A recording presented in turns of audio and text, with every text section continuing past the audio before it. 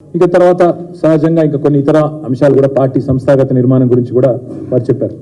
అయితే వారు చెప్పిన అల్టిమేట్ పాయింట్ ఏమిటిది అంటే తెలంగాణలో అభివృద్ధి జరిగింది అనే విషయంలో ఎలాంటి రెండో అభిప్రాయం ప్రజల్లో లేదు, పార్టీ కార్యకర్తల్లో లేదు. కానీ చిన్న చిన్న లోపాలు సవరించుకుంటే బాగుండేదేమో అనే మాటను వారు చెప్పడం జరిగింది.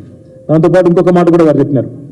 ఆల్రెడీ కేసీఆర్ గారు ముఖ్యమంత్రిగా లేరు అనే మాట చాలామంది ఇవాళ ఇతర పార్టీలకు ఓటేసిన వాళ్ళని కూడా, కాంగ్రెస్ బీజేపీలకు ఓటేసిన వాళ్ళ ప్రజల్లో కూడా ఒక రకమైన దానివల్ల అయ్యో ఇట్లా జరుగుతుంది అనుకోలేదు, మేము మా దగ్గర ఉండే లోకల్ అభ్యర్థి మీదనో ఇంకోరి మీద కొంత వ్యతిరేకతతో ఓటేసినాం, కానీ కేసీఆర్ గారు ముఖ్యమంత్రిగా లేరు అనే మాటని జీర్ణించుకోలేకపోతున్నారనే మాట కూడా మా నాయకులు కార్యకర్తలు ఈరోజు అందరూ కూడా చెప్పడం జరిగింది. అందువల్లే ఇవాళ ఇంకొక మాట కూడా విశ్లేషించుకున్నాము. ఒక్కొక్కటి చెప్పిస్తారు కాంగ్రెస్ గారు. ఇంకొక మాట కూడా ఇక్కడ చెప్పాలా.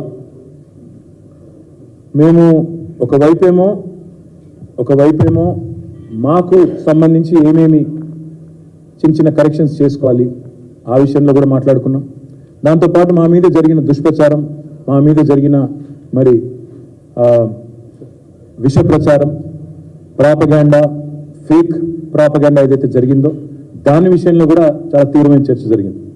దాంతోపాటు ఇవాళ వచ్చిన ప్రతి కార్యకర్తకి ఈ పుస్తకం కూడా అందజేసినాం.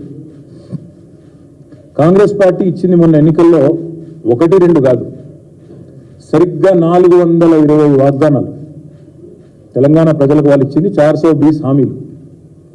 సో ఇది కూడా ఒక పుస్తక రూపంలో ఎన్ని హామీలు ఇచ్చారు, వాళ్ళు యూత్ డిక్లరేషన్లో ఏం చెప్పారు, ఎస్సీ డిక్లరేషన్లో ఏం చెప్పినారు, ఎస్టీ డిక్లరేషన్లో ఏం చెప్పారు, మహిళా డిక్లరేషన్లో ఏం చెప్పినారు, అవన్నీ కూడా ఈ హామీలన్నింటినీ కూడా ప్రజల దగ్గరికి తీసుకొని పోతాము.